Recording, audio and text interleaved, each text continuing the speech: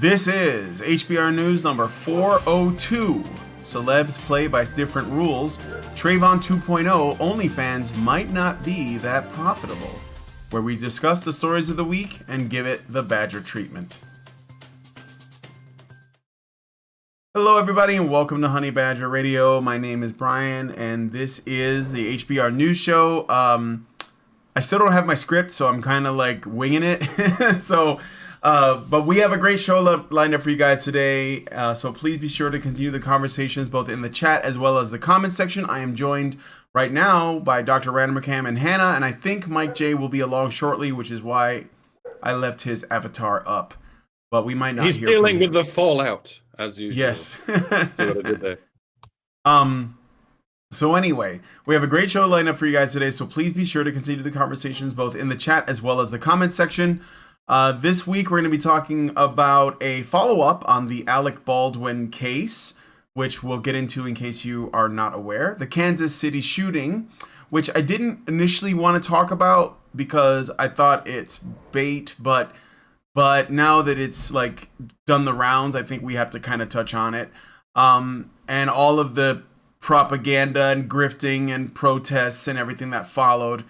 Apparently the UN is going to normalize stuff with kids that I'm not going to get into because I want to stay like on YouTube and more. So stick around. It's going to be a good time, and be sure to join us afterwards for the patron only show. So on this week's HBR patron show, I saw this article from Jezebel. So, you know, Jezebel. Oh boy. Yeah, Jezebel. it's gonna be. It looks interesting. So it's talking about this publication movie. whose writers wrote an article about how they beat their boyfriends and they think it's funny. that's the Fucking same. I believe that's the same website. Gawker has fallen. BuzzFeed has fallen, but their subsidiary Jezebel is still here. Yeah. Why? Why, Because- God? Why? Women always survive. They're cockroaches. They just latch on to the next set of advertisers or the next. They actually became financially independent of Gawker a while before. Like they left when the ship started sinking. Well, they're still part of the same. What do you call it? Like it's a series of Network, websites that are connected. yeah. Like Kotaku, Jalopnik, The Root. Right. You know. But they weren't feminists have part of no the power. bankruptcy. Feminists They have no influence. and No, they just don't have need any more. power. they weren't part of the bankruptcy. Forever They, the underdogs. the people who ran Jezebel figured out that Gawker was mostly shit, and they weren't going to last. And they're like, oh, we're out of here. Yeah. Well, that's all thanks to Hulk Hogan. Well, let Yeah, me tell you yeah. something, brother. So, Yeah. So Hopefully- unfortunately, like cockroaches, Jezebel is hard to get rid of. yeah, it is. When you have for every one you see, there's like, hundreds in the walls. So anyway, Jezebel wrote this article. So there's a film, you guys remember the Joker movie that came out a few years ago with Joaquin Phoenix, and it became like, the critics hated it. They said it was all like white male rage and toxic masculinity and all of that. It was about some guy with like a mental health condition that I don't know, he's just struggling to like get by. But was most definitely due to his abusive single mother. Yes. And they all made out like it was because he was an incel. Despite Yeah, exactly. no evidence in the film of him being an incel. No. So they're making a sequel to the film. Now, the first film was good. It was basically just King of Comedy and Taxi Driver with, Joker makeup. But still, not a bad movie. The people were good in it. I think Joaquin Phoenix won an award or something. So they're making a sequel, and it's supposed to be weirder, and it stars like Joaquin Phoenix again, but also Lady Gaga as Harley Quinn. What? Yeah, you didn't know that? Why? I don't know. I mean, I think it's just like this kind of dark mirror of the comic books, and they're trying to make it, really mature, because that's what they did with the other one, right? So I knew this movie was coming out. I didn't really know what to think about it. I hear Lady Gaga is good in some things as an actress. I never saw anything that she was in. I know she did that Gucci movie. Had no interest in it. So anyway, she's supposed to be in this, and the Jezebel decided to write about it, and the headline is why I picked it for a patron show. So the headline is: The Joker 2 fandom will marry men's rights activists and the internet's loudest girls. We are talking about hordes of 4chan users purchasing tickets to the same cinematic event as Gaga stans who earnestly type out the words "Yas Queen," which I guess you're, as a woman, not supposed to like Lady Gaga anymore or something, and you're not supposed to type out "Yas Queen," even though I know that was literally like a feminist like prayer or something. I don't know. So, I mean, is there anyone in the world who will react positively to the idea of marrying men's rights activists and the internet's loudest girls? Yeah, I don't know. Everyone from every side of the spectrum is going to vomit in their mouths over that idea. Are they not? It is the weirdest flex. I don't know but that's why I want to read the article, because it doesn't sound like it makes sense. It doesn't look like it lives in reality. So if you want to join us on the Patreon show as we look at this article from Jezebel, please become a Badger by going to feedthebadger.com. $5 a month will get you into our Discord, where you'll be able to participate in all the patron-only show content, like chatting in the live chat like you guys are doing right now, or even being in the actual Discord discussion chat thing like me and Random Cam and Hannah are doing. So that's feedthebadger.com. Look into it. Help us out. Also, we are still doing our fundraiser. We have about a week left, I think, maybe less. So if you can help us out, a little less than a week. So if you can help us out, that's also feedthebadger.com/support. There should be a link in the description. I want to thank you guys for that. So with all that said, let us now get into today's stories. I hope Mike J is going to join us, because I feel a little weird, like, just like reading his write-ups, but he might not be able to come. I don't know. So, before we get into it, that headline just kind of struck me with something. We have finally reached a point where it is mainstream to admit that being a men's rights activist means having compassion for all men, even if they fall, right? Even if they fall down, like in the movie Fall Down, or like the Joker. And that nobody else has that level of compassion for men, but men's rights activists. Mm-hmm. Like, feminists have basically admitted, they're now admitting they don't have compassion for men. If you have compassion for men, you get labeled a men's rights activist, even if you didn't think you were one. Well, that's why I say that, like, if you don't stick up for people that you don't like on principle, then you're not really going to stick up for anyone. If they're being treated unjustly, regardless of what you think about them. That's why, I defended men, when it was very unpopular to do so, because I didn't think all the facts were out. I wanted to wait until that, and then in the meantime, they have my support, at least as far as things like due process goes. But these are the kinds of, feminists don't want that. They decide that someone is evil, and then that's the end of it. And that goes for MRAs, right? So, well, I've actually been to court with some falsely accused people who were not pleasant to be around. Yeah. Not socially awkward, just, impatient, right, grouchy, a jerk. Like, what, you never know if the person became that way because of their ordeal. Right. When I was going through, like, mine was really minor, right? I got accused of a misdemeanor. Falsely accused of a misdemeanor.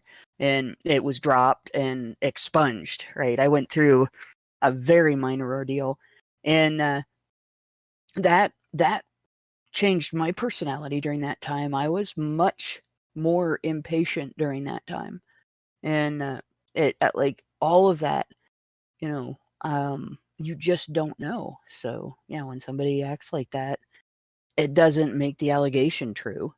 They still have a right to the presumption of innocence. They have a right to have the evidence dealt with accurately in court and have their due process rights respected.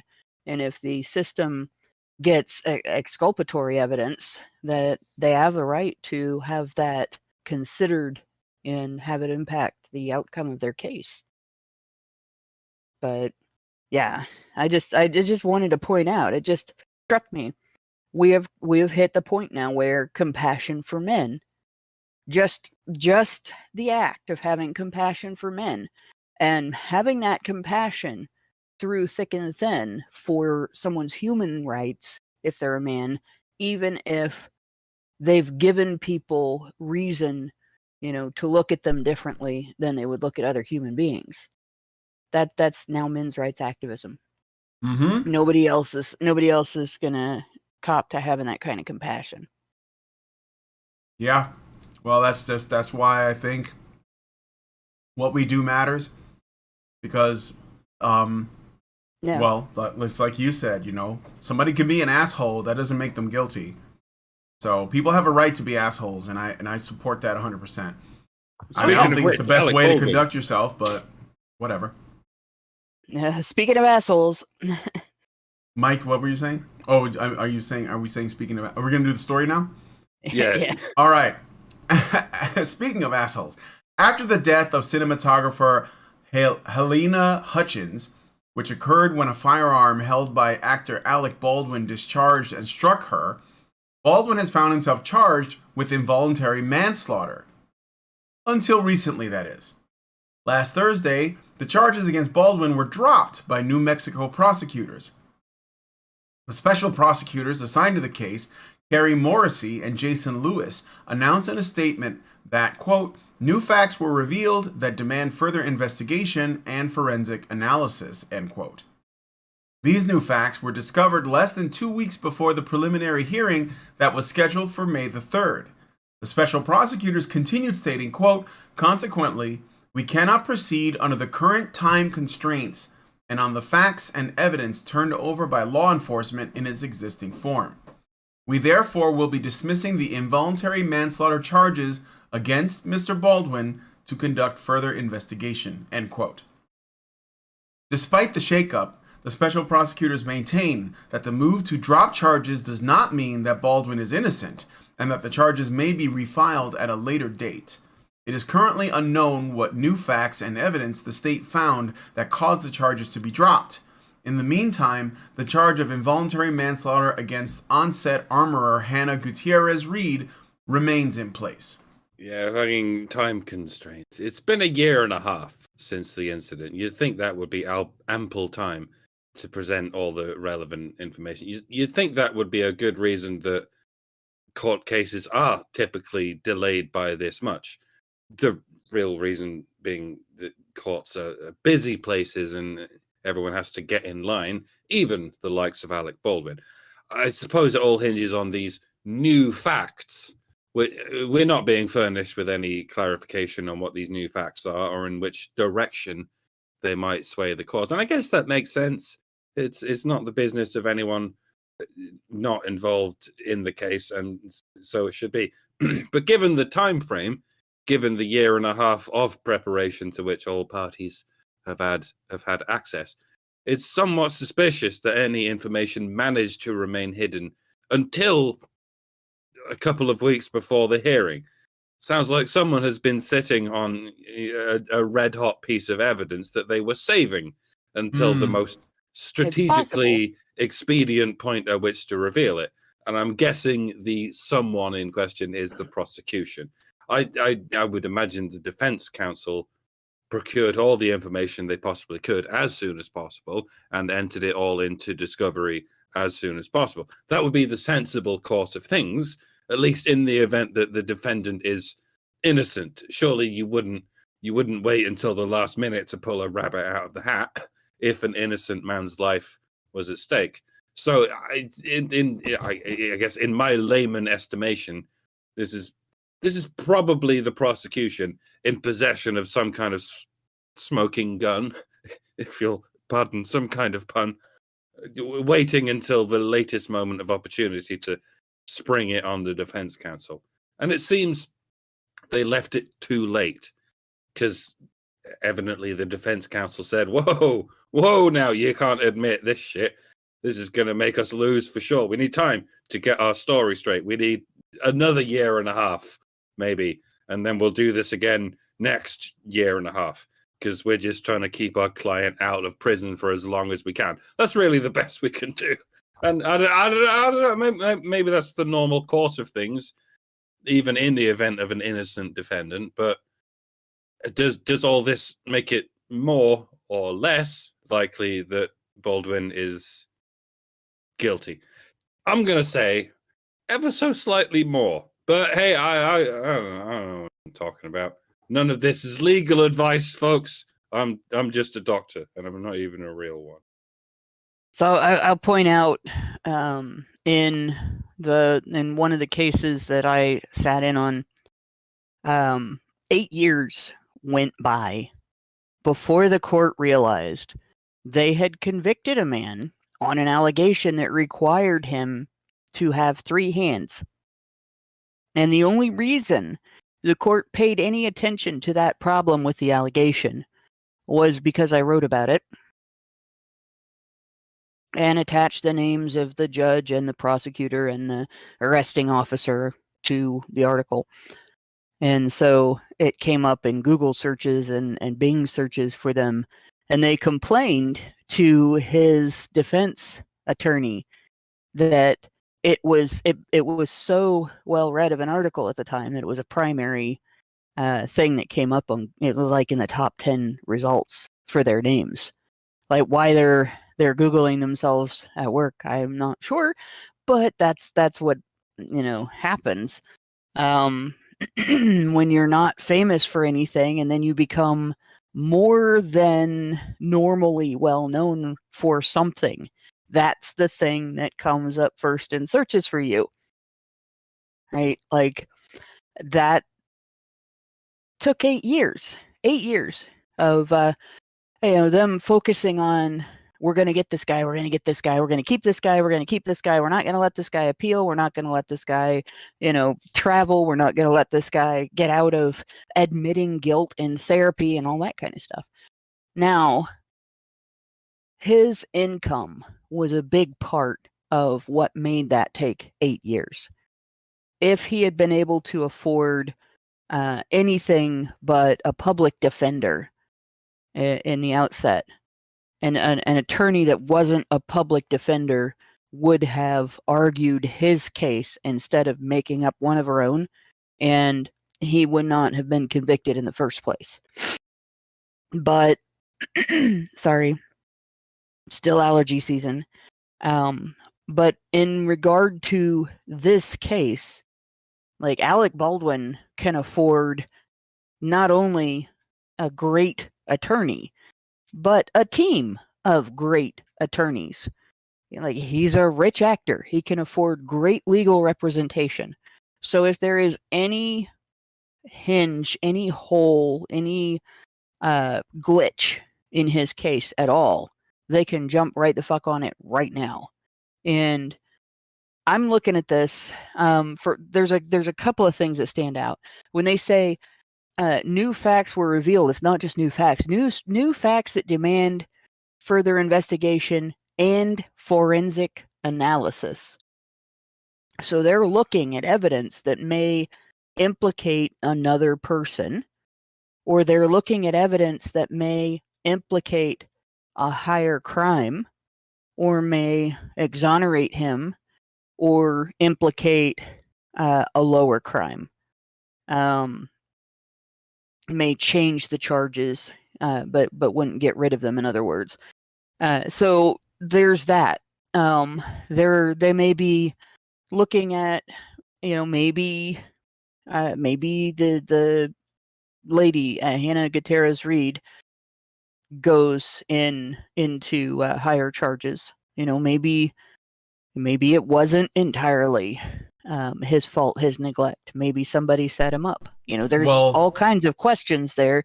Yeah. And I know he's been saying that. So it's very possible. And I know a lot of people are going to be angry if he's innocent because people don't like him. He's an asshole. But I think this goes back to assholes deserve due process. So for me, I don't want to stand on one thing or another and say, well, this is Alec Baldwin buying a defense, buying the case away or anything like that, because I don't think it is. This is Alec Baldwin having access to due process, and the prosecutors being very careful to get their ducks in a row because of that. That a poor man or a teenage boy who is poor, like Brian Banks, did not have access to this level of justice. Yeah. Right? Brian Banks had a plea deal shoved down his throat because he didn't have the defense that he deserved as an innocent man, as a man, as a human being in the court system. This is the way it should work right here, that they have to get their ducks in a row and make sure they are charging the right person with the right things. Make sure they have all of the forensic evidence, and make sure that they are not setting themselves up for failure before they move forward. And I will say, it's not just money either. Obviously, the fact that this case is watched makes a big difference too. Yeah. So Joe Schmo, who nobody knows, again, Brian Banks was not famous at the time that happened to him, right? Joe Schmo that nobody knows doesn't get this kind of treatment in court. No. They just run him right over. Yep. I was just going to say that the reason why I picked this story is that while I'm sure that, well, I hope that, everything is being done correctly and there is a, I don't know, like a just way to solve this, because Alec Baldwin pulled the trigger, but he was under the assumption that the gun was loaded with blanks. Now, should he have checked? Yeah, I think so. But ultimately, I think the primary responsibility falls on the armorer, who was a young woman that was put in that position. I don't think she had a lot of experience. I think there was nepotism involved, like she knew someone or was related to someone or something, and that's how she got the job. And so just giving someone with essentially that isn't qualified to do the job, a job like this, which could, obviously it ended in tragedy. And I don't hear anything about like any charges that could be pressed on her or any penalties that she should suffer. I don't know what the legal name of that would be. It can't be just something like, neglect or something like that. I think that there's some kind of like, charge for essentially like giving the loaded gun to someone who didn't know it was loaded. And of course she didn't know either, because she was, again, not experienced, but they had a woman on set and she was doing that job. So, hey, you got your ESG score up. It just costs a couple people their lives. But you say it could be nepotism, but it could just as easily be diversity hiring. And this is what's so insidious about these things. Who do you prosecute in the event that this was the result of nepotism or diversity hiring? The people responsible for hiring someone based on nepotism or diversity? Yes, but where's the individual in this case? It's not an individual. Yep. It's a policy. It's a system. Yeah, that's the issue. Like, if there's not a person who came along and said, we're going to hire this person even though this other person is more qualified, and you can't pinpoint that, there's nobody to put a neglect charge on for that. It's just her. It's just going to fall on her if it was her fault. And honestly, if someone offered me that job, I wouldn't take it. I would Mhm. not take it because I would not want to make this kind of mistake. Because I don't know what I'm doing with Well, stuff that's like just that. it. Yeah, this woman, okay, so I'm looking in the live chat now, and Night Motorcyclist is saying that this was her second time loading any guns. She said it Jeez. herself that she had no experience. So why did the set and the people involved um essentially like allow this person to do this? And like, how traumatizing must it be? Because look, I don't have love for Alec Baldwin. I know he's a big, like, you know, um, SJW lefty slash gun grabbing type guy, and I And find this he's a whole dick thing about it. ironic. But I'm sure He's it's not traumatizing just to like kill someone when you had no Yeah. intention of doing that. Because you're making a movie. So the thing is, like, it's not that it's not the fault of whoever put her in that position. It's not that they're not responsible for choosing someone who wasn't qualified, but you are responsible for understanding your qualifications. I can't emphasize this enough.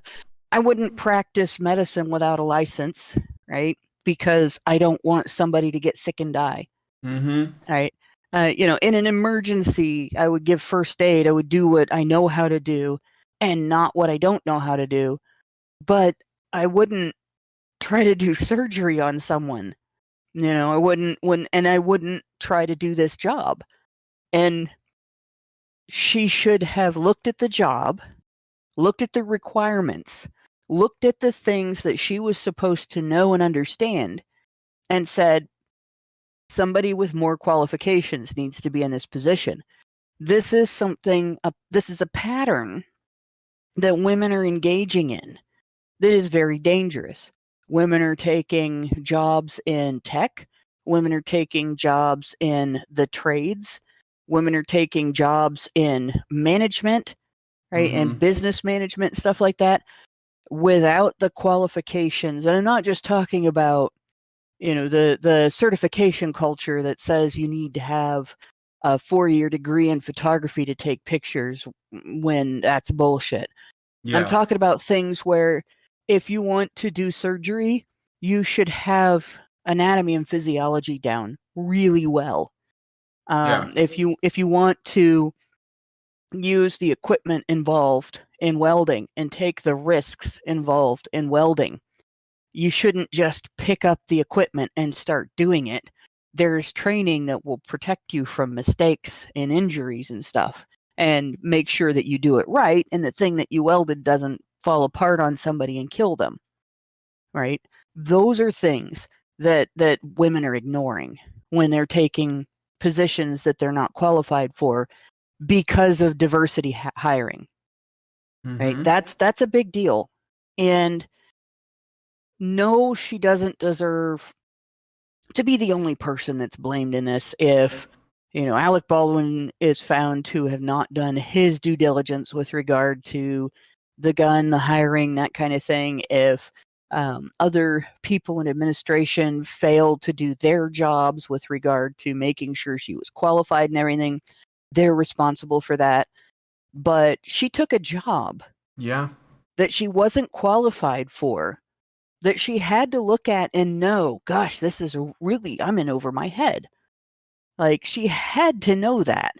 And she took that job anyway. When if she had asked for a different position or walked away entirely and gone to work somewhere else, somebody else would have been given this job. Somebody had to do the job, right? If they weren't desperate and unable to find, anybody but her to do the job, then there's literally no reason for her to turn around and say, look, I can't do this. Yeah. And if they were desperate and she was the only one, then she should have said, look, I need some training first. Is there some place that you can send me for at least a crash course?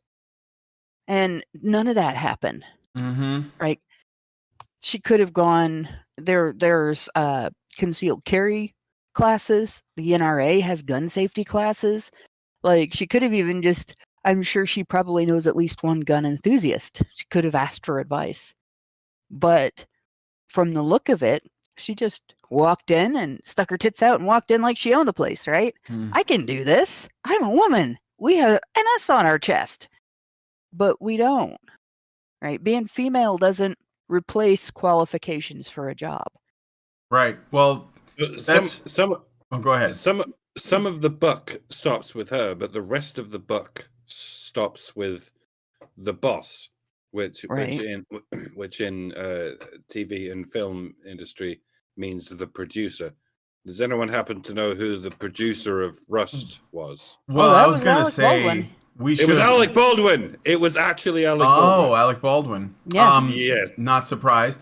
But what I was gonna say is that I'm not trying to put all the blame on the armorer person, the woman, but rather it just seems like, and I think what's going on with this story is there's an undue amount of focus put on Baldwin, and I know that there is like a bit of Schadenfreude in that, but I think that it's important that, you know, because if we don't want this kind of thing to happen again, we have to also look at all the factors that contributed to it. One could say that the entire crew is to some degree responsible, and I bet that many of them feel responsible, if not all of them, on some level. But Yeah. my main thing is that let's not lose sight of the wider scope, because it becomes really easy and appealing to focus on the biggest name, right? That's what a lot of people are doing. Oh man, you hear about Alec Baldwin? Well, yeah, I mean, that's messed up, right? He needs to pay some kind of price, and that's why this story, if it goes through, it's going to be pretty frustrating, because again, it's going to basically communicate to us that there are two different systems of justice. But not only that, but we're also not talking about, you know, this diversity hire that is very inexperienced, or nepotistic hire, whatever you want to call it, and what it cost, you know. And hopefully this will change people's habits, like they won't make these kinds of ridiculous decisions in the future. Maybe, like, I don't know, have clearly marked boxes for live ammo and blanks. You know, like, it's just it's one of these things that did not have to happen, and it could have been avoided at multiple steps, you know. What it won't change is the diversity hiring culture. That's going to continue Yeah. until there's enough incidents like this that people can point the finger at and say, you know, it's one thing to diversity hire. It's another thing to ignore qualifications in order to diversity hire. Stop doing that. Yeah. So we're going to move on to the next story, but I want to know, what do you guys think? Where does the buck stop for you? Do you think that, you know, Alec Baldwin should take the bulk of the blame, some of the blame? What do you think is a fair, you know, like, I guess, sentence or punishment for something like this? I mean, we don't think anybody meant to do anything. It was just a really unfortunate series of stupid decisions that led to someone being killed. Well.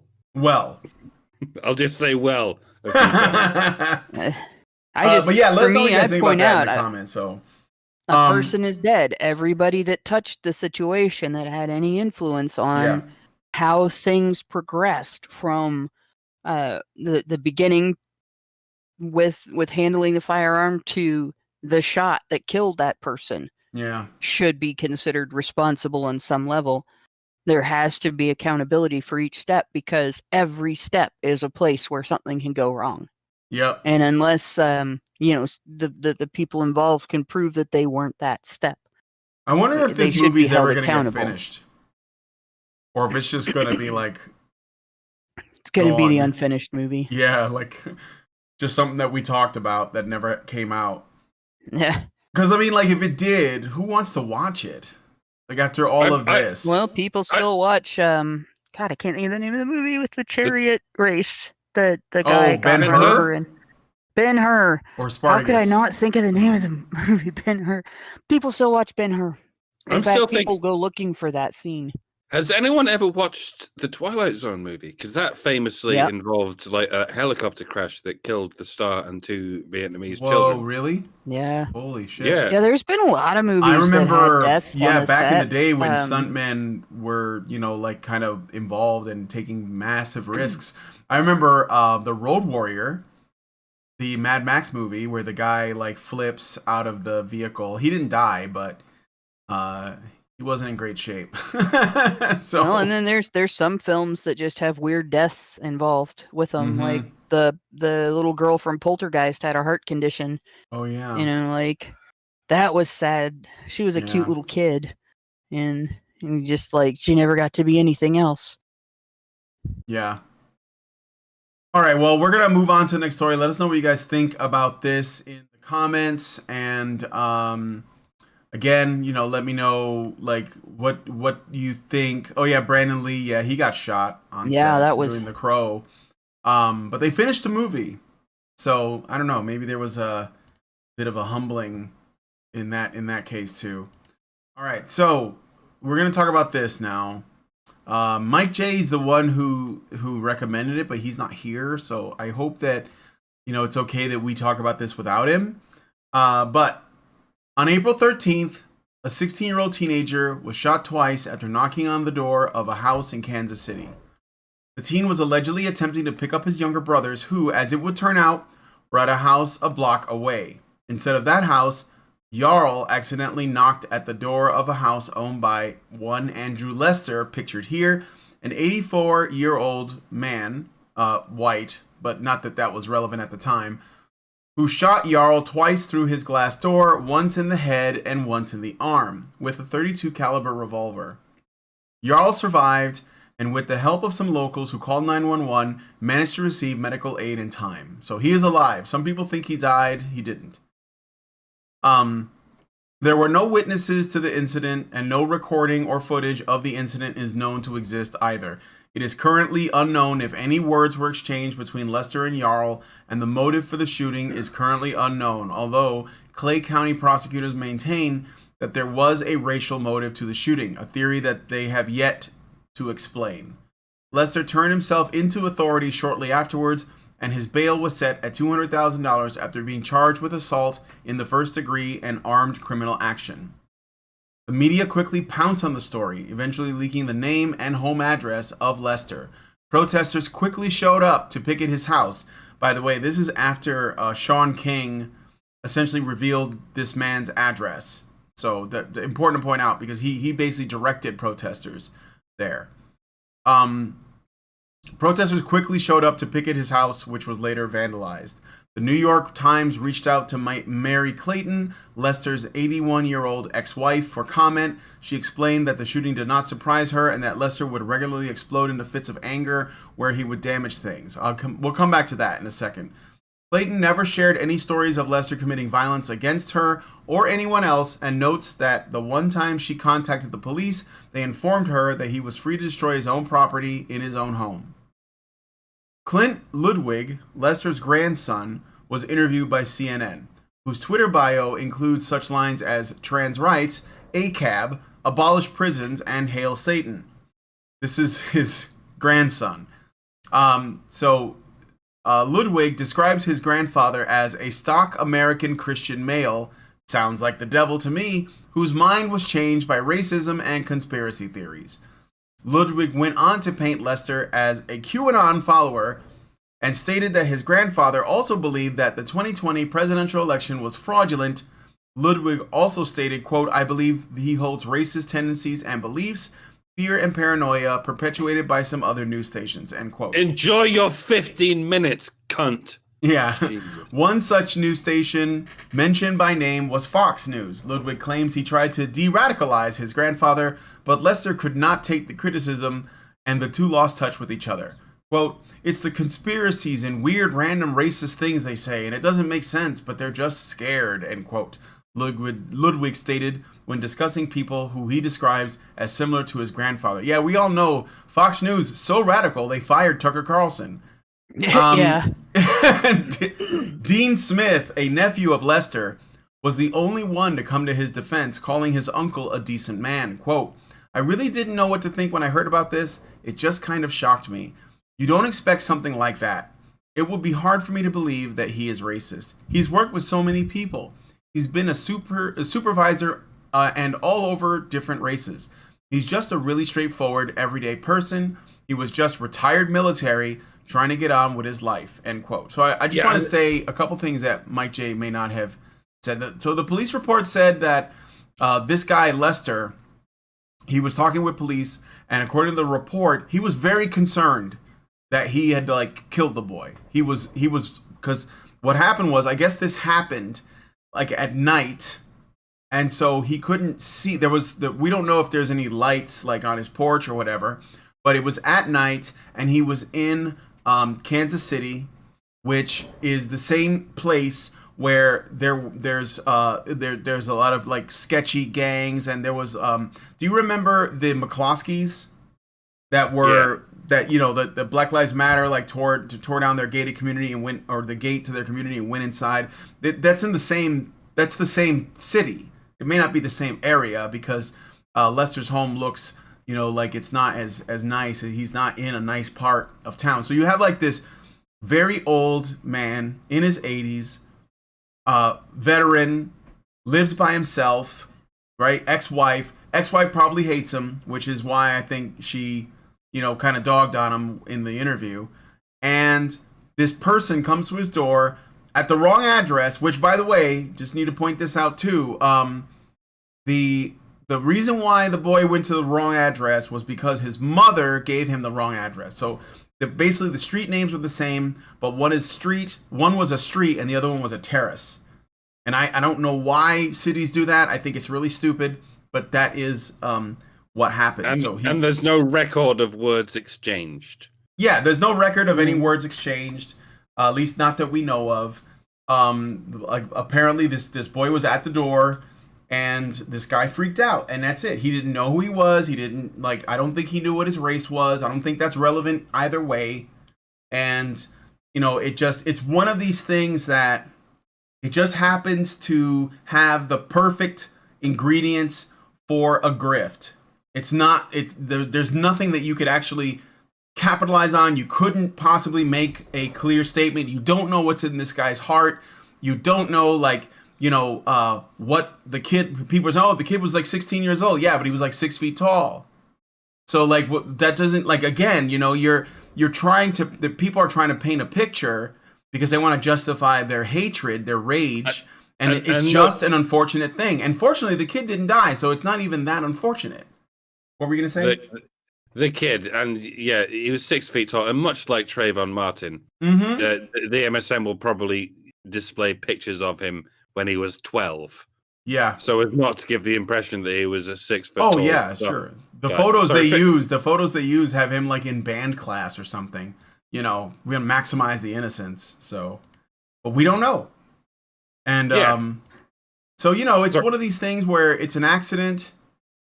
I think there's cases of mistaken identity that lead to unfortunate consequences happen all the time. In fact, there's 2 stories that I remember off the top of my head. I don't know the names of the people involved or anything, but there was a black man who shot at a white family because a basketball rolled into his yard, and I think he killed someone.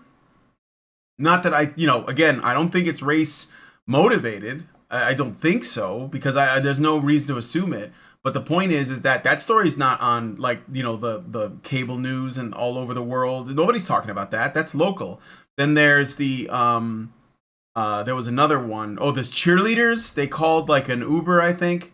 And I think this was in Texas, but I could be wrong. And they got into the wrong car, and the driver of the car shot the cheerleaders, or one of them, or something.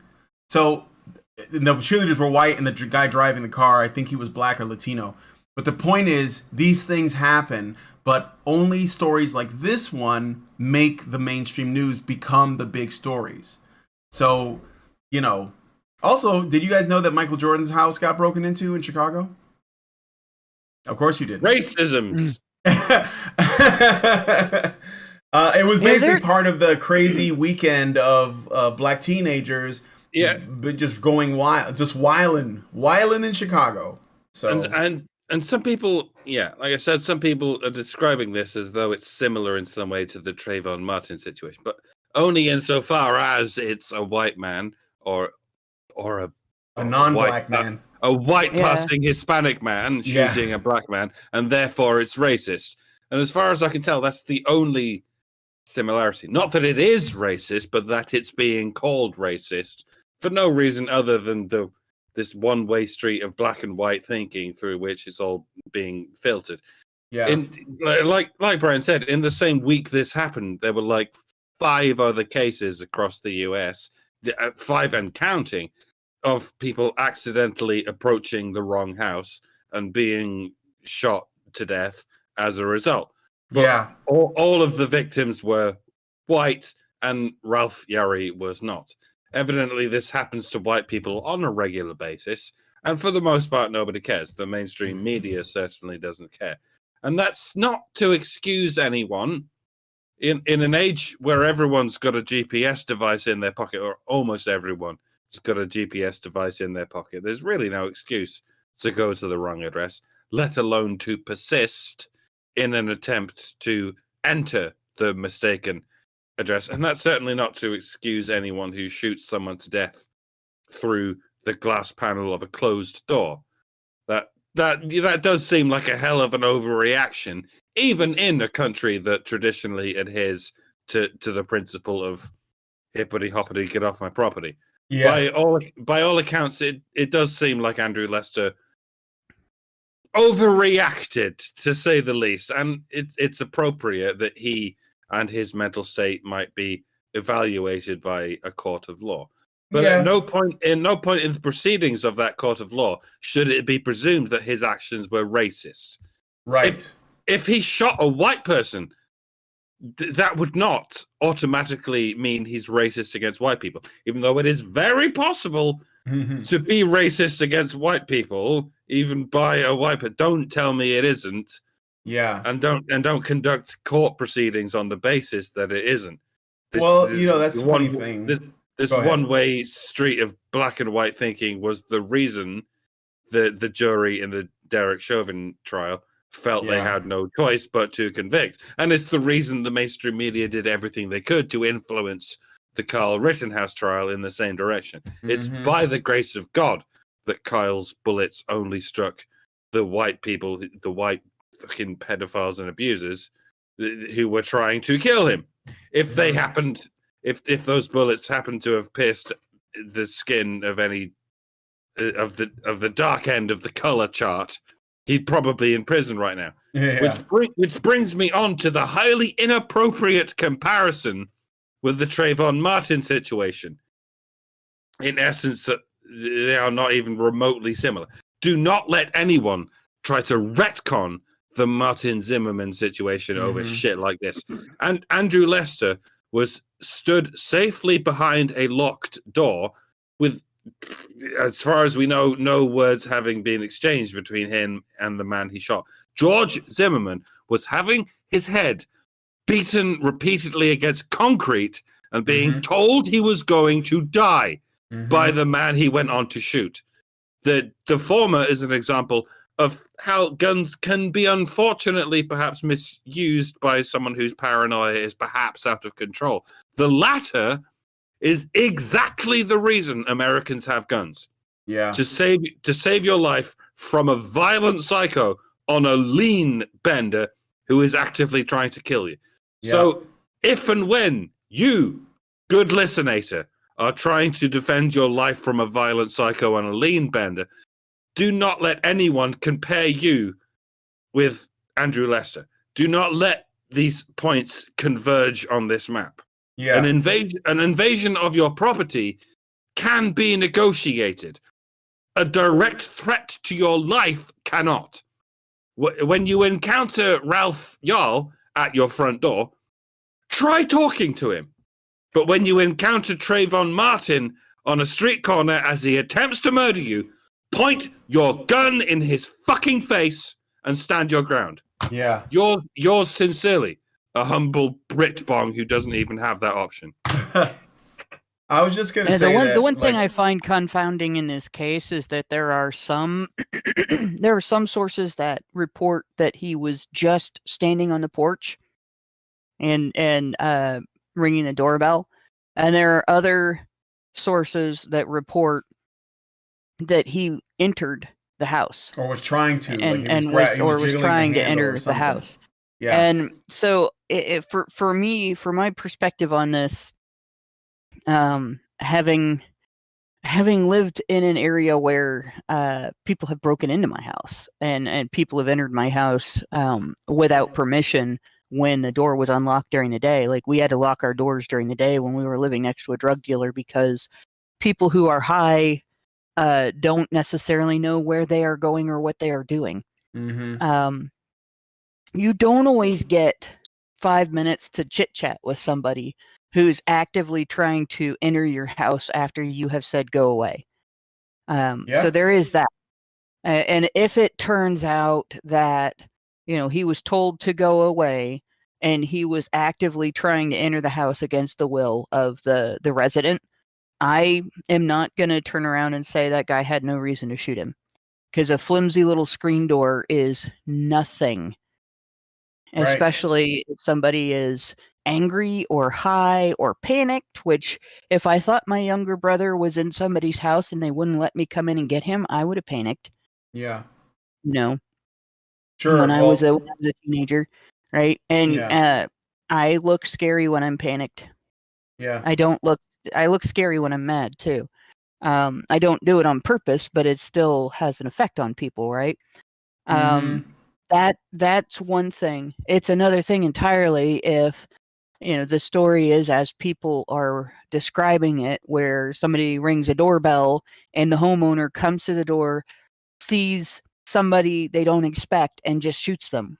And that if somebody did that, if the homeowner did that, there's something more wrong with him than just being armed. There's something that should have been addressed prior. And I have my doubts about the wife's story, because she tried to get him in trouble with the police in the past, Mm-hmm. and she may have just seen this as an opportunity. Mm-hmm. I just want to say that as far as like, because we don't know enough about the story, and I think that's the most important thing is to that we should be waiting for new information, new data.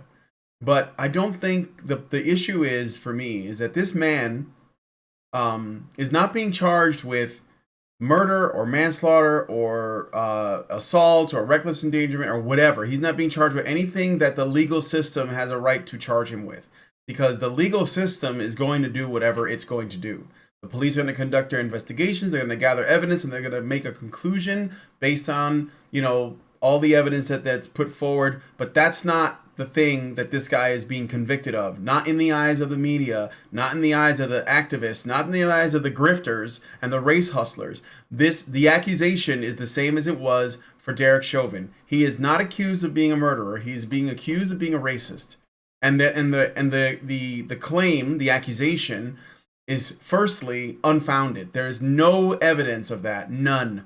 I mean, if he was, why would he live in a community with black people? Why would he? Well, like, that doesn't even make sense. Typically, if someone really doesn't want to be around that, then they just won't be around that. Sometimes their conditions, make it that way. But I doubt that this is the case. And it's just like the other witness that said, well, look, he used to be a supervisor. He worked with people of all backgrounds. Yeah, that sounds like the average, American person, despite what the race grifters want you to think about our, relationships with each other. And I think that ultimately that is the real charge. Like, if they can prove, or even just come up with some crazy ass theory that suggests that this guy was racially motivated, then it gives them free license to burn down cities and destroy businesses and attack people. And that's what they want to do.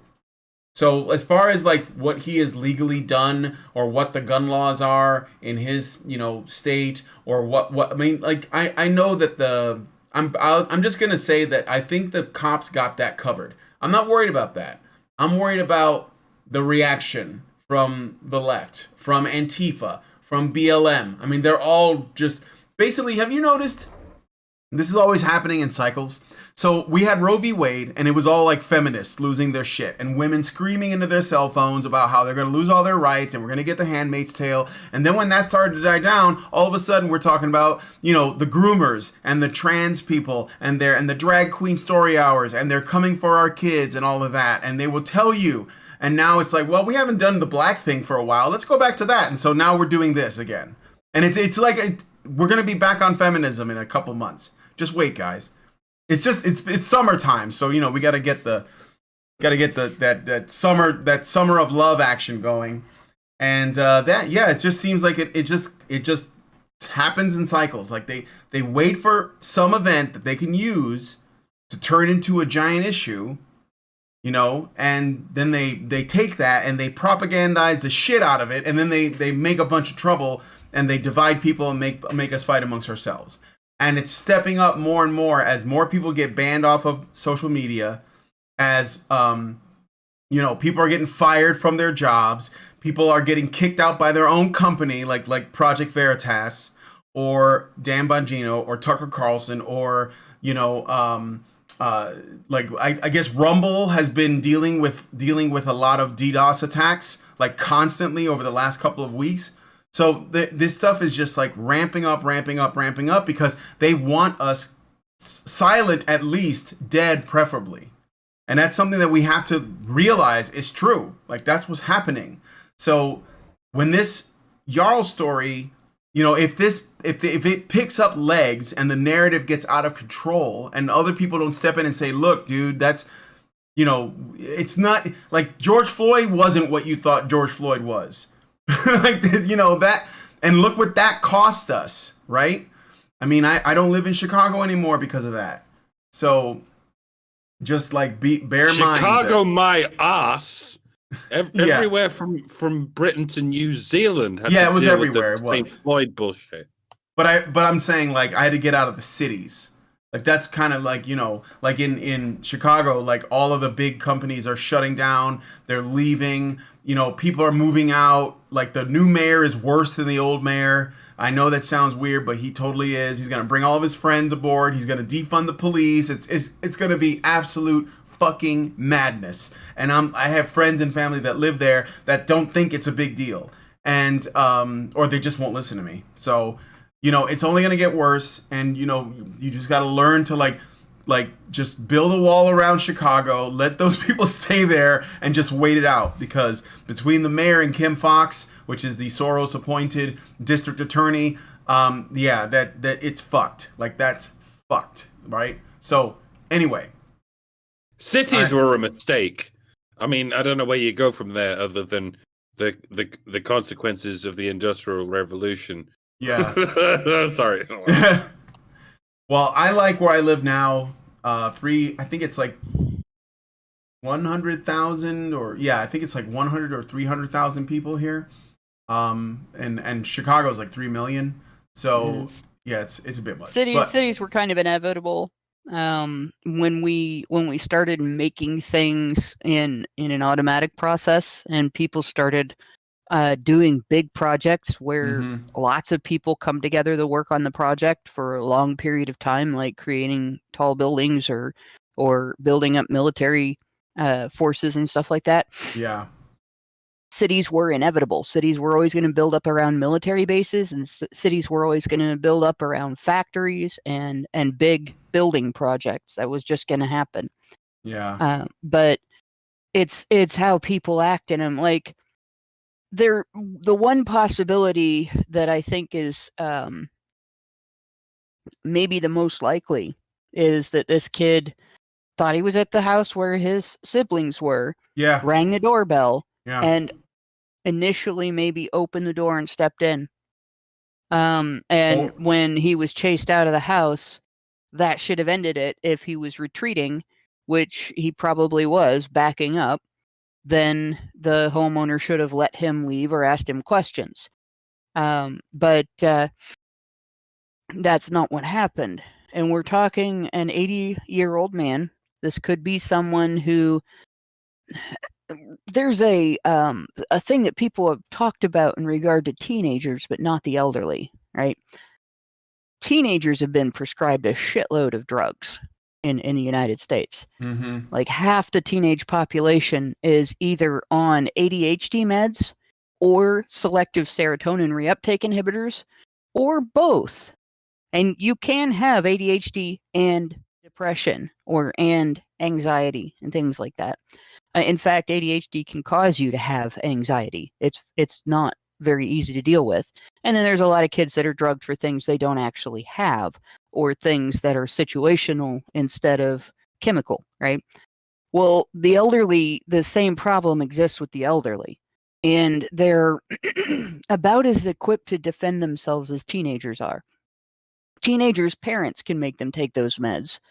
A lot of times, if someone is elderly, they're in a situation where they're not so sure of themselves anymore. Yeah. They're worried about the threat of a government coming along and saying, "Oh, you're senile. We're going to put you in the state nursing home and take your property," because that happens, and things like that. So they end up on selective serotonin reuptake inhibitors for the elderly. Mm-hmm. And if they have tendencies toward grouchiness, dealing with things in an impatient manner, if they have any kind of senile dementia that causes you to become more grouchy or to deal with things in an impatient manner, they may act rapidly on impulse without taking the time to consider it that they would have taken 10 years earlier to consider the situation. And we may find out this is a situation where an elderly person on something like Paxil for mood issues that are associated with an aging brain acted on an impulse that he regrets. Yeah, maybe. Like this is the situation is definitely not a dichotomy. There's definitely more nuance to this than is being reported. And one way or another, it's getting exploited for other purposes that have nothing to Absolutely. do with the situation or the kid. Right. It's good that the kid survived, Yeah. and I'm sure he's probably traumatized, and I hope he gets therapy for what he went through and everything. But I think the narratives that are being promoted around this story indicate that there are probably going to be things come out in the next few months that we aren't hearing about now. Oh, absolutely. Well, actually, that are gonna change the narrative very much. yeah, unless they're like somehow able to prove without a shadow of a doubt that the guy just wanted to kill some black people that day, we're not going to hear anything about this story. It's just going to be all speculation. It doesn't matter what the police find, because if it's not useful to the narrative, then they're just not. It's like what the media always does. They're just going to memory hole it, and that'll be the end of it. So that's what I'm expecting, is that it's going to turn out to be exactly what it looks like on the surface, which is, a case of mistaken identity and, perhaps an overreaction on the part of the homeowner, depending on what, specifically happened. Because again, some reports say that it seemed like the kid was trying to force his way into the home. And some say that he rang a doorbell. I don't know if the guy has a doorbell, so I don't think it's that important in terms of the narrative that's being created from it. So, because ultimately they're gonna say whatever they want to say, because they want this guy to prove their theories about white people, and I'm not accepting it. I will not take it. It has done nothing but damage, and I'll let the police figure out the real truth of it, but I'm not expecting the media to tell us anything. If it doesn't turn out to be convenient, like I said. So, anyway, I think that they're like night motorcyclists. I think there is kind of pretty bad crime there. I wouldn't compare it to like New York, Chicago, or Portland, but it's a bit bad. So anyway, let's move on to the next story. Speaking of criminals, but criminals that get away with it, I guess. So the UN, you guys might know the UN. They're a bunch of demons. A UN report released on March 8th in recognition of International Women's Day, which is weird, has a concerning take on sexual consent and minors. The report is titled, quote, "The 8 March Principles for a Human Rights-Based Approach to Criminal Law Prescribing Conduct Associated with Sex, Reproduction, Drug Use, HIV, Homelessness, and Poverty," end quote. And it was written by the Geneva-based International Commission of Jurists with an assist from UNAIDS, so UNAIDS, Whoa. and the Office of the United Nations High Commissioner for Human Rights.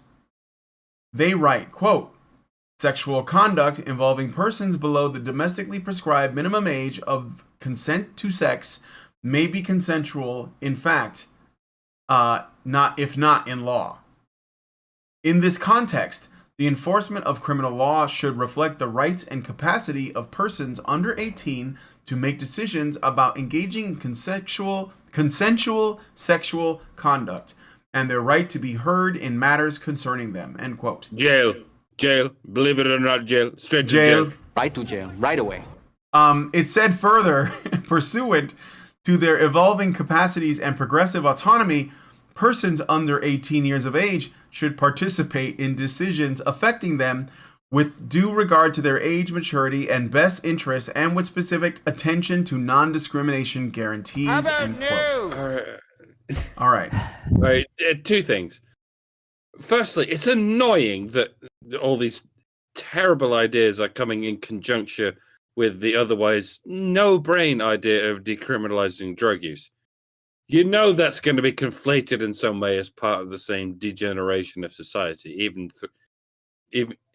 even though this mass psychosis of gender confusion in the 20th century has happened during a period of ever-expanding drug prohibition.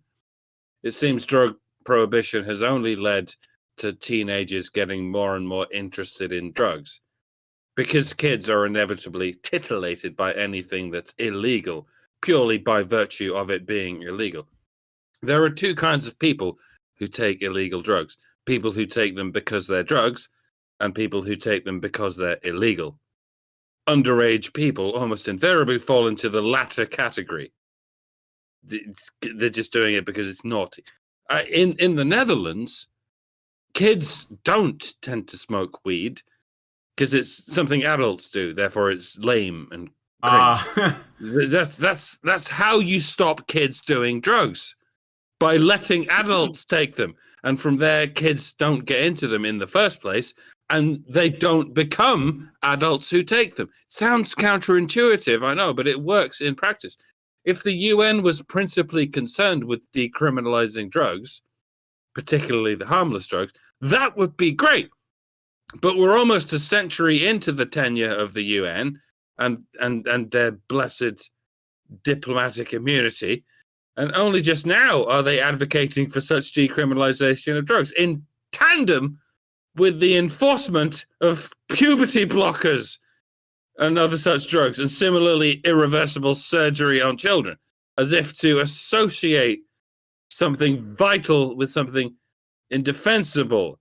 It's like they're trying to fuck everything up in one fell swoop. Is it any wonder that people think the UN is the devil? And secondly, and more importantly, it's very telling that this pedophilic revelation of the UN is coming in conjunction with International Women's Day /month / continued global whitewashing of women's everything. I do wish our traditional conservative friends could put 2 and 2 together here and notice that all of this is happening, not just after, but because of this obsession with political gynocentrism. It's not a coincidence, people. And that's not to say that gynocentrism necessarily leads to pedophilia. It's just to refer to that logical razor I came up with some time ago. If you let people get away with anything for whatever reason, eventually they will do anything. And if gynocentrism is the vector by which you permit anything, then it will become the vector by which you will encounter Pandora's box. I covered this in Shithouse of Horrors 9 with Mikaru, that video I did back in October.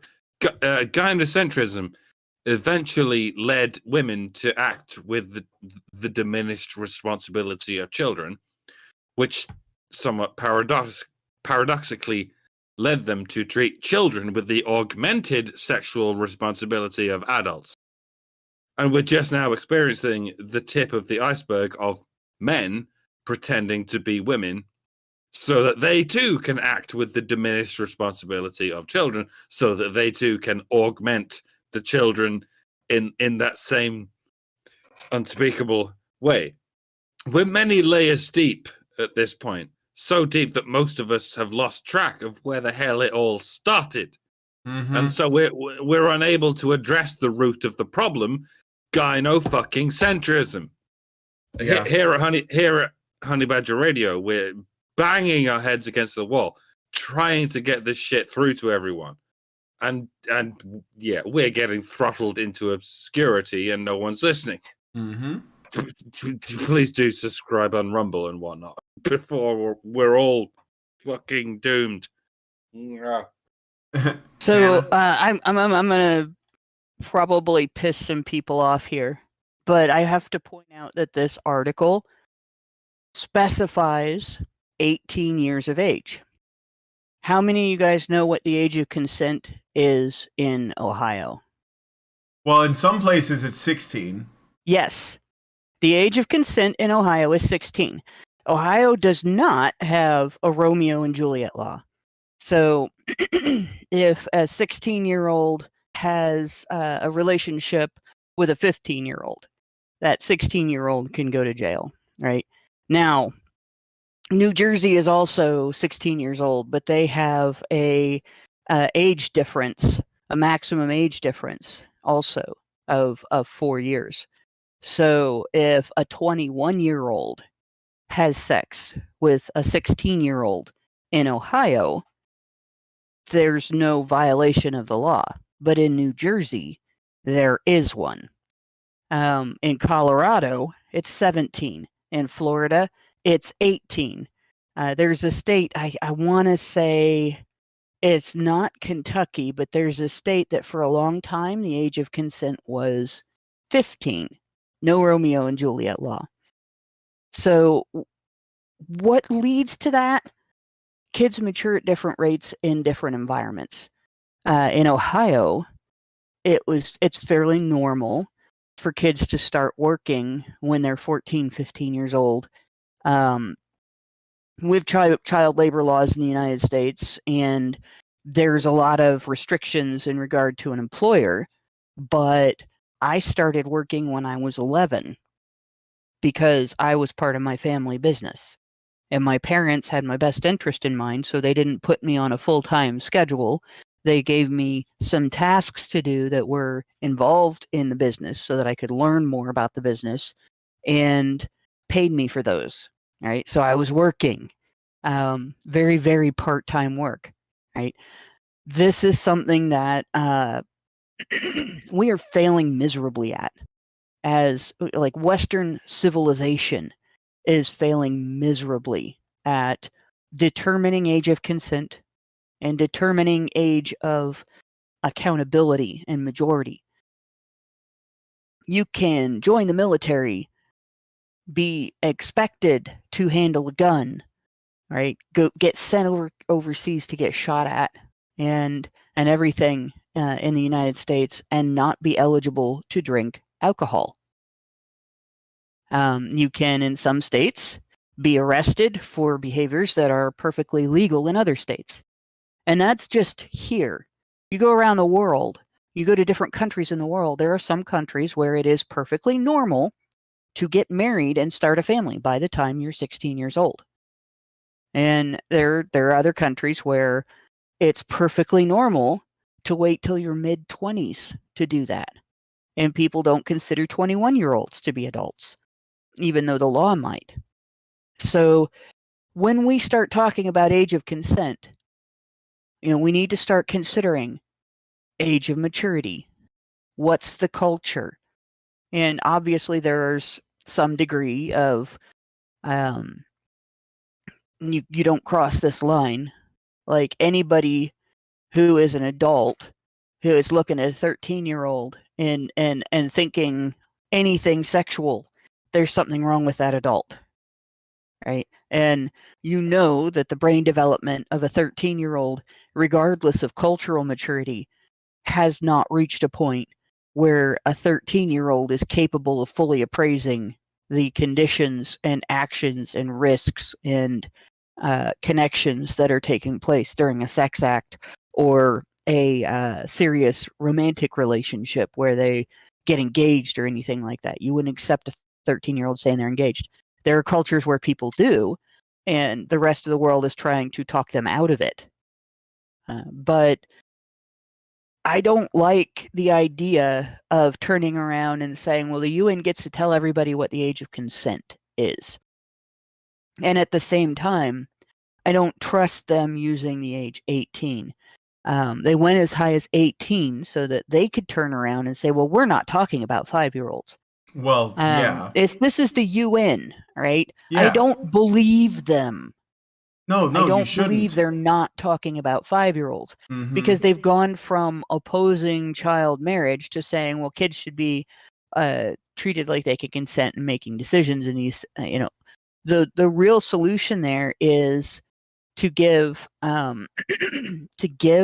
nations, leave nations their sovereignty in terms of age of consent laws, and to encourage, a recognized age of majority in every country that reflects the culture and the development of kids in general.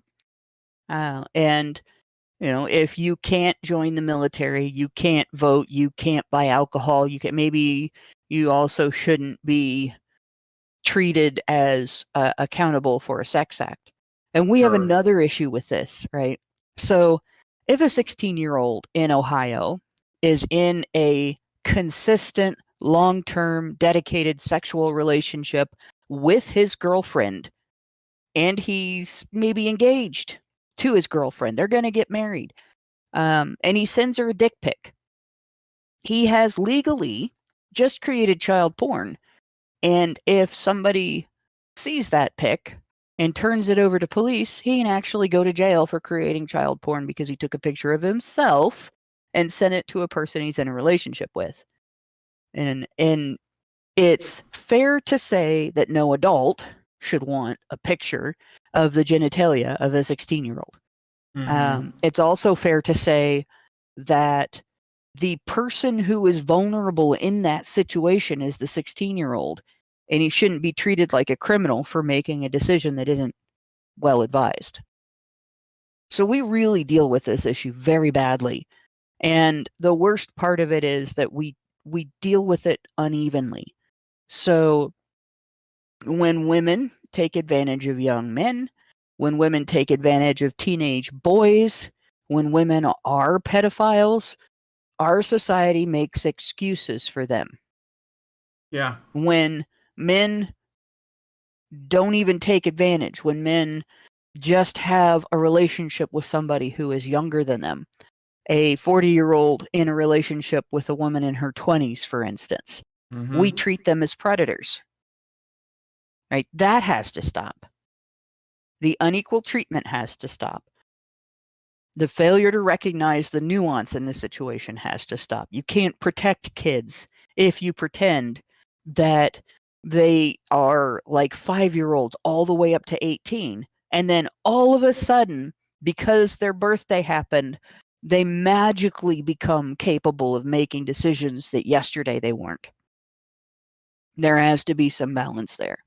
So in terms of the UN, I think the biggest takeaway I have from this is the UN needs to stay the fuck out of it. It's not their business.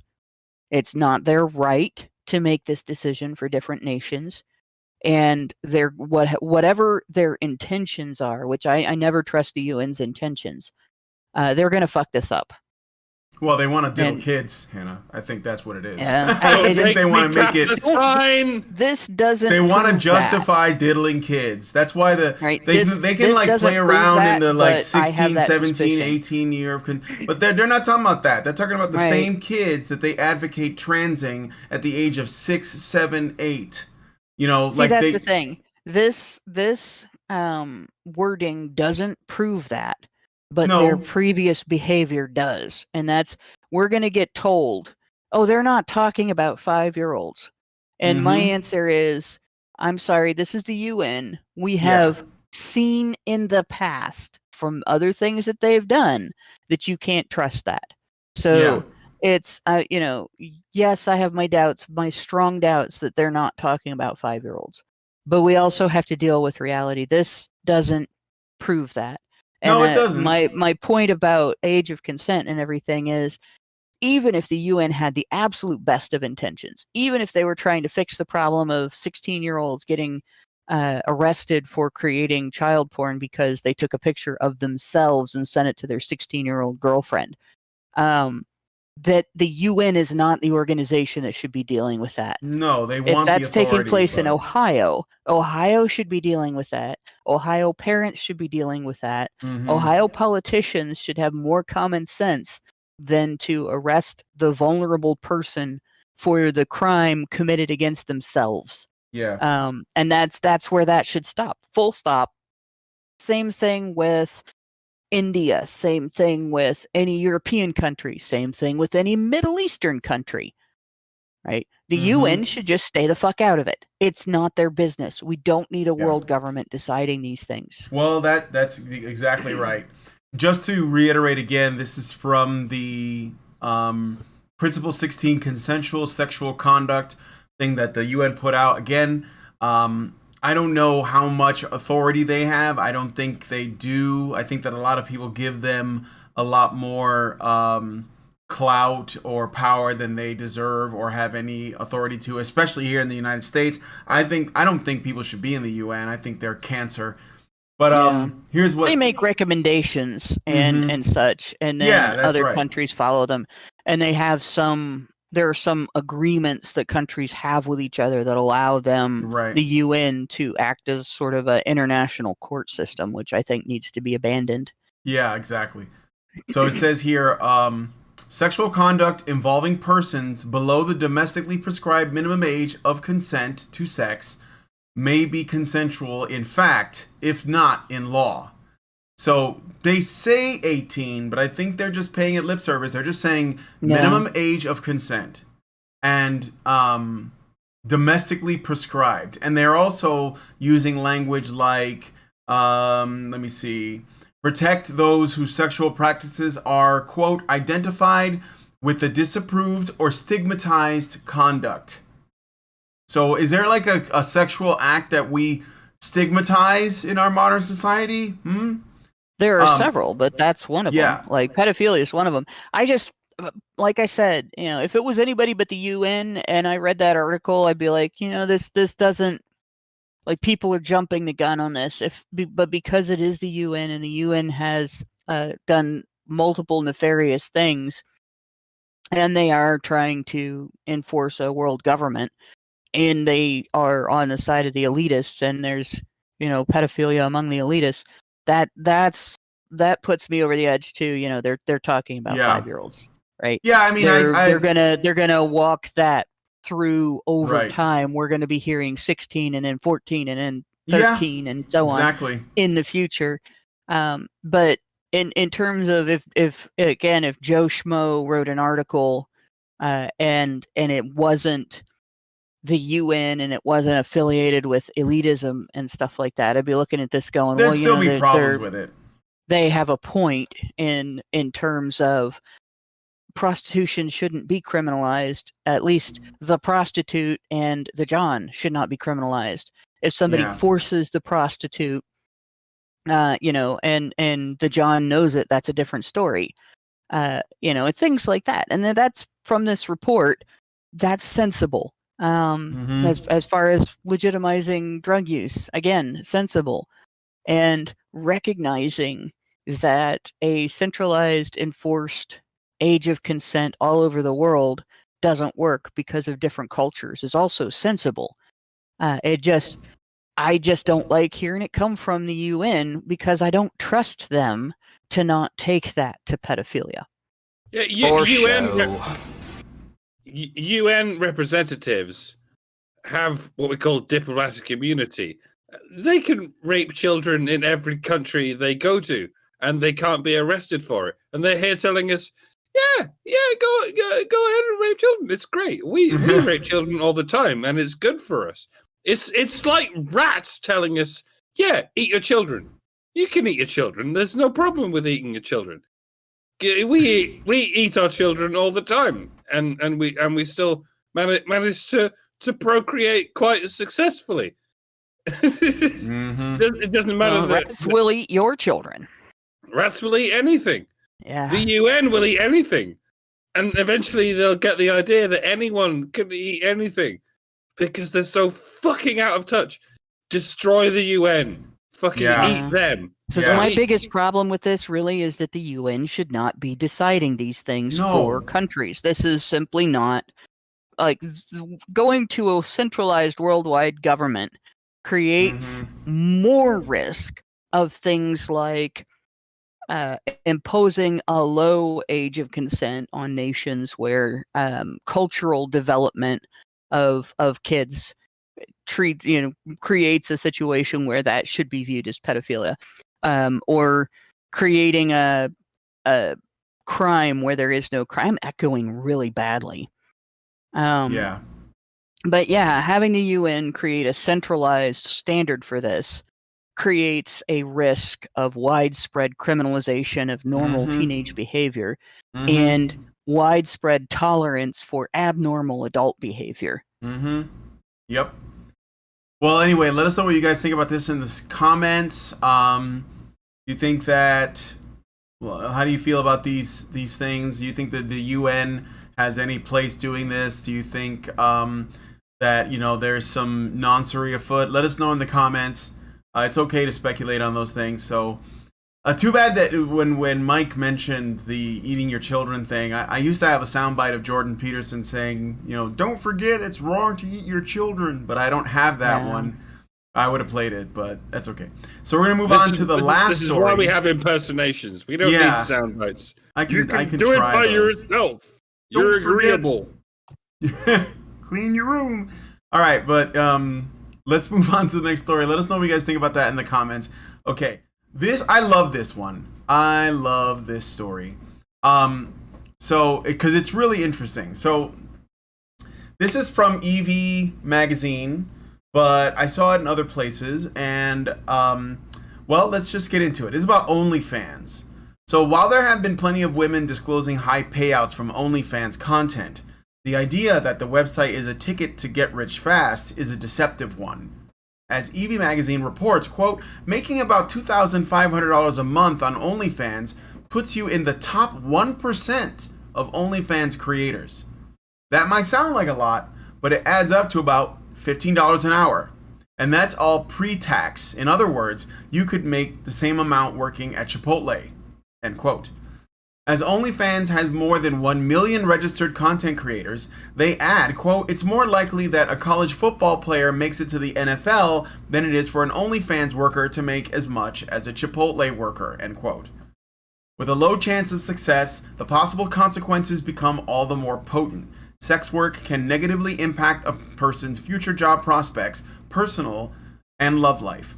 As an example, OnlyFans model Billy Beaver, that's spelled with 2 E's, don't be funny, recently posted on TikTok, quote, I just found out that apparently the reason why men can't date me, they say like I'm the ideal woman, they talk me up, but they say I can't be with you because of your history and your past. We all have a past, and we all have a history. The only difference is I fucking filmed mine. Mine's on camera. Does that make me not dateable? Question mark. End quote. I mean, so if it's a past where she's had sex with a lot of other people, yes, it does. Like, what the fuck? Is this not the 21st century after we have learned in the United States, for instance, that statistically half the population has an STD. Mm-hmm. And I Yeah, I granted, learned. I that saw my doesn't mean doctor half the today. population actually has an STD. Yeah, There are I saw some my people doctor that today, have and multiple STDs. apparently there's a rise, a spike in syphilis, gonorrhea, and HIV. Like Gee, that's been like well, on the rise recently. Well, this isn't spread over the internet, surely. no. No, Well, you get to think through it's about, hookup like, culture. It's hookup culture. it's hookup culture, but it's also modern sex ed. Like Mm-hmm. when we were in school, right? We had public education in the 80s. We're learning about how to take care of the health of your reproductive system, and that includes learning about what these things are, what's gonorrhea, what's syphilis, how do they affect you, what do you have to do to get rid of them, what diseases can't you get rid of, like herpes and stuff like that, right? And my first year having those kinds of lessons in school, very basic. This is what your genitalia looks like. This is what it does. It makes babies. Here's how that works. And this is what's going to happen when you hit adolescence, and it's going to suck for about a week every month, and then you'll be over it, but it's going to mean you can have a baby when you get older. That's basically the whole thing in the fourth grade that we got. And we learned a very small amount about male genitalia.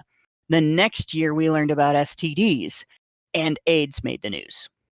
And it was deadly. Mm-hmm. They couldn't do anything for it. It hid for 3 years in your system.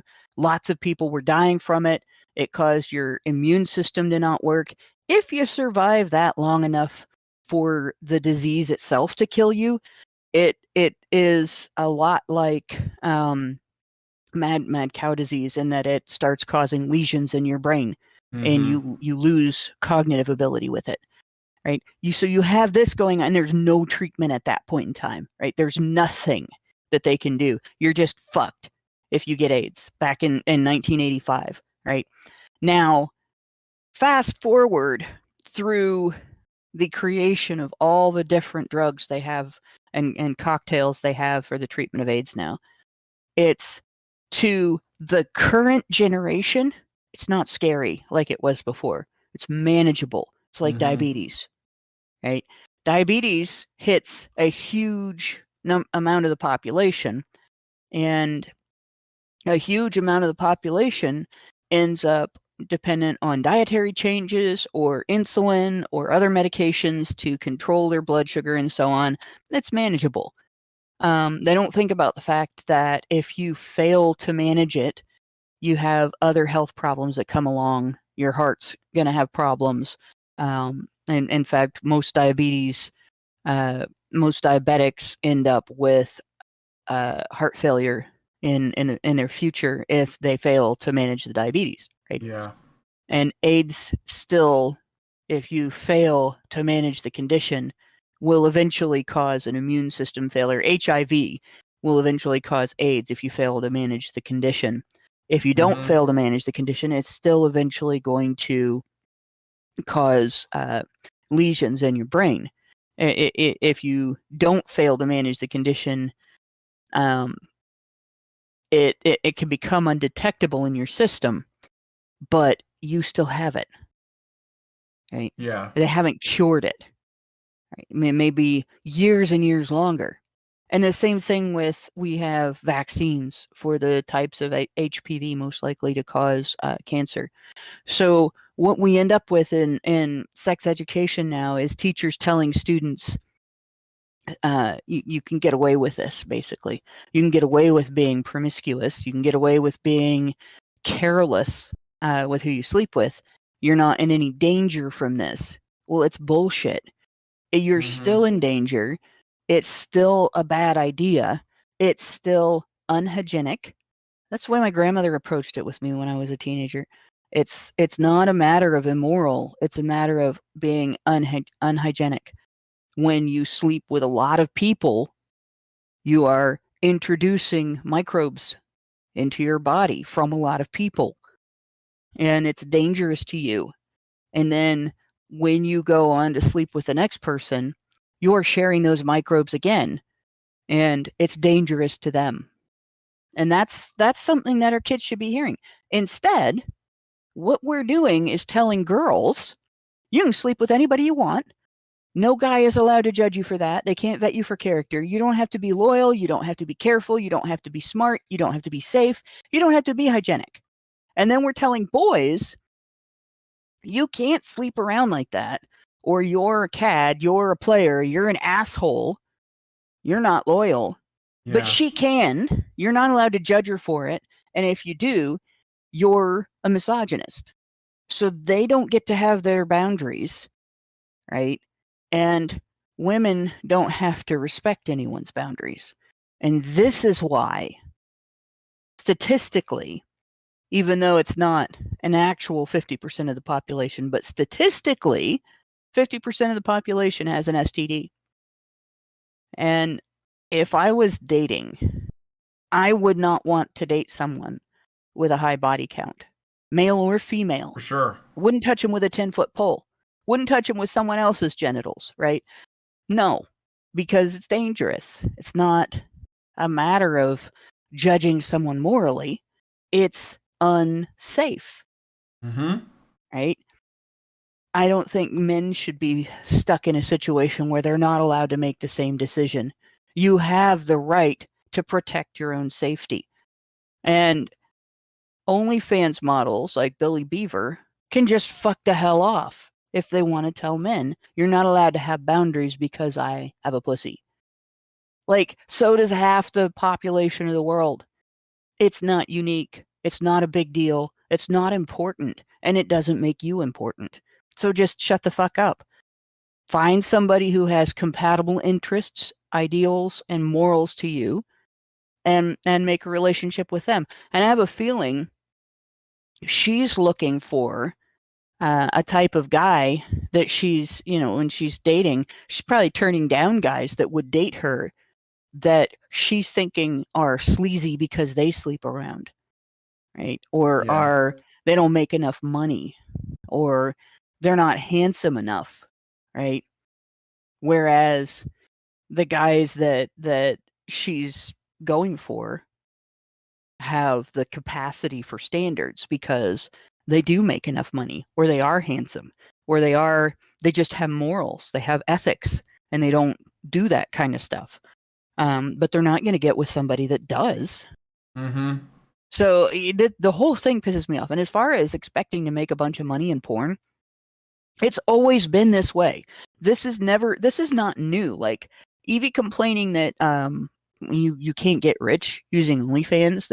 I don't think they're complaining. I think they're just pointing out because a lot of girls they start OnlyFans accounts because they're sold this bill of goods that it's a good way to get rich quickly. Yeah. And what they do is they show you like the top 1% of OnlyFans models. So like and then the girls think, oh, I could do that, right? But these are like the most popular. And not only that, but they're often like sponsored and all these other things too. So. Here's the thing, right? Porn is art, like pop music is poetry. Pun intended. Right? It's art. I mean, you have to be decent at composition and lighting and the creation of an image in order to affect the mood of and thoughts of the viewer. And that's all that it takes. It's art. It's not art like you would put up on your wall in your home unless you're different. Like I will admit there's a painting of me up on somebody's wall, so there's that, and it's a nude painting. But porn is art. It's not, when you work in the art world, you're not likely to get rich. You do it because it's fun. You do it because you have a predilection for creating art, right? Some people are exhibitionists. They like to create porn. Or they are the photographer or the videographer. Like I've done more photographing of porn. Like most of my other stuff was just artistic. But there are plenty of historically there are plenty of artistic nudes as well, right? Like Sure. we differentiate between porn and artistic nudes, and that porn has a commercial purpose and artistic nudes don't necessarily. All of this, like, you shouldn't expect to get rich from something like that. If you don't love what you're doing, don't do it. If it's not fun for you, don't do it. It's nice, to be able to say, well, I'm going to take a few pictures and make some extra money, and a lot of people are doing that, but nobody should expect to make a living being a model on the internet, because what you're doing on the internet, putting your stuff up on the internet, like, there's billions of other people Yep. putting their artwork up on the internet, and whether it's porn, whether it's anything nude or lewd, whether it's still life, whether it's macro shots of flowers and bugs, like any of that, there's so many other people doing it. You're not going to make a shitload of money.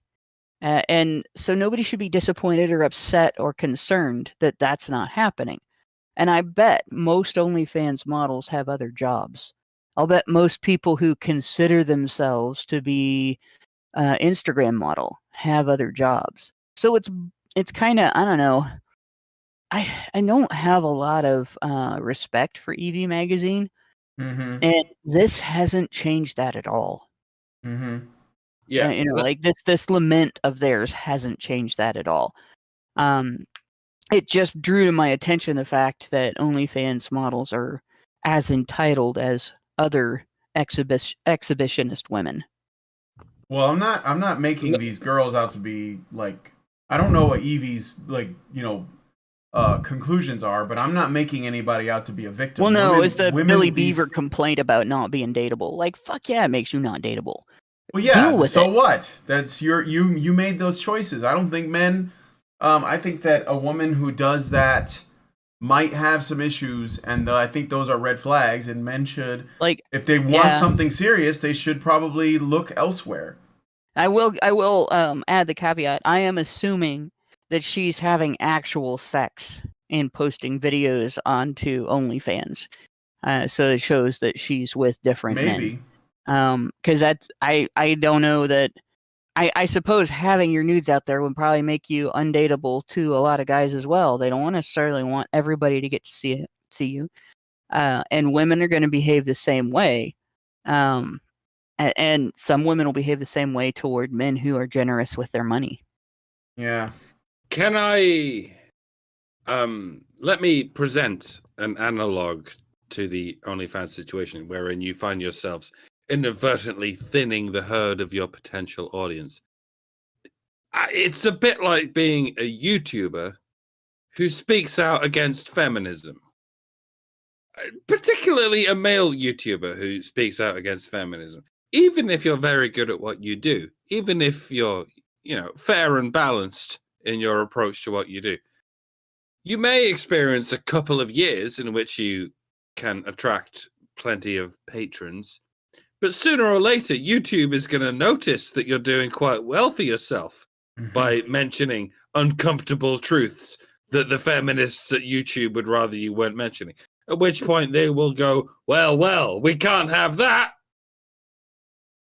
And they open up the algorithm, add one short line to the code along the lines of, if channel.name equals Dr. Random Account, go to throttle.exe. Mm-hmm. And before you know it, you're earning a lower wage than a postman. And by then, your future is on a nosedive, professionally and personally. And you'd better hope you've already found a romantic partner who loves you for your honesty and the courage of your convictions. Because Lord knows the vast majority of women will not only be severely turned off, but they will have a wealth of evidence with which to convince a court of law that you're a misogynist who makes a living from hate speech. And God knows what's going to happen to you after that. And yet, anyone has the nerve to call us grifters. Yeah. Here we are, walking the thinnest possible tightrope over a chasm of man-eating alligators, with cannonballs being fired at us from a Teflon-coated bunch of bread tubers who know they're guaranteed a small fortune by the communist diatribes they're spouting while they rake in small fortunes in the capitalist paradise they're exploiting.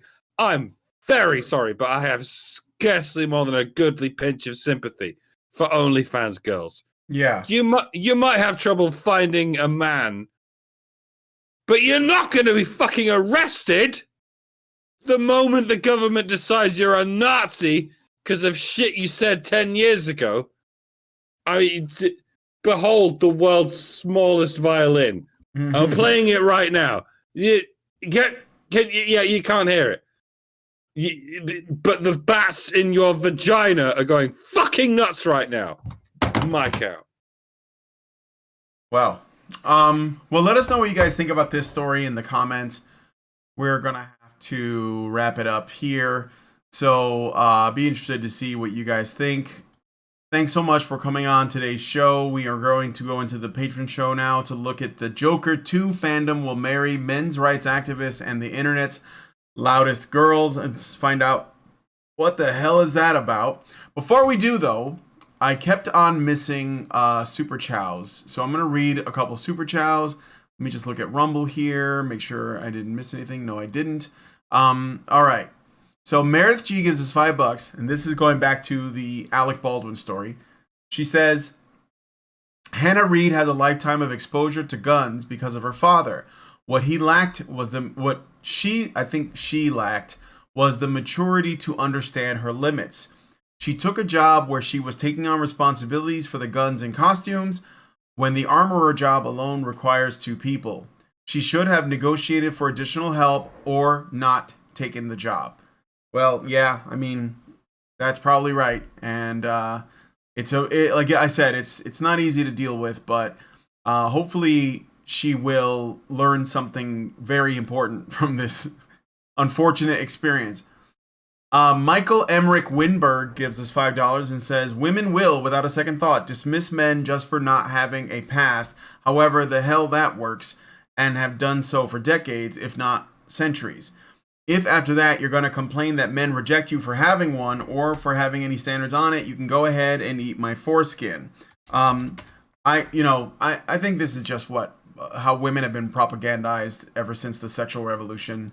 And they do feel entitled to do whatever they want, never be judged for it, and get whatever they want. And I think that's why, you have women that get involved with, I don't think it's, I don't know the percentage of the population that of women that get OnlyFans accounts, but I'm certain that most of them are mid at best, and only the most successful are the most attractive, and they don't represent the whole. And I guess my thing is that, if you are a girl and you think that you're going to get rich quick on OnlyFans, you might want to rethink that, because you might be wasting a lot of time and potentially, doing some harm to your own, mental health in the long run. If you do that, you don't have to, is what I'm saying. You can just work at Chipotle. It's okay.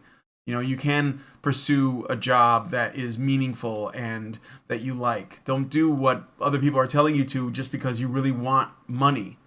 That's not everything. So anyway, so we're going to move on now to the Patreon-only show. Thank you guys so much for coming on. Thank you for your super chows and super chats. I thought I got a super chat, but I didn't see one. And we are going to go into the Patreon show. So if you guys like this video, please hit... Yeah? I will point out one thing. I'm looking at it right now. You go to the NRA's website, they actually have a shitload of training available. Different types, different levels, of course they do. and everything. They even have training for youth only and training for women only. Mm-hmm. Because a lot of women are intimidated by the idea that guys are going to laugh at them for not knowing anything about guns. Yeah. So, you have that. This is not this woman had every opportunity in the world. Anybody can learn about. You don't even have to own a gun to take the training. You can learn gun safety without ever owning a gun. Yep. So, yeah, just wanted to point that out. No, it's all right. They even have distance learning. meaning you can learn it online. Yep. All right, so if you guys like this video, please hit like, subscribe if you're not already subscribed, hit the bell for notifications, leave us a comment, let us know what you guys think about what we talked about in today's show, and please, please, please, please share this video because sharing is caring. Thank you guys so much for coming on today's episode of HBR News, and we will talk to you all in the next video. For show. Right, activists are machines, dude. Okay, they are literal machines. They are talking point machines. They are impossible to fucking deal with, especially if you have like a couple dudes who have good memory on top of that too. Holy shit, you're fucked.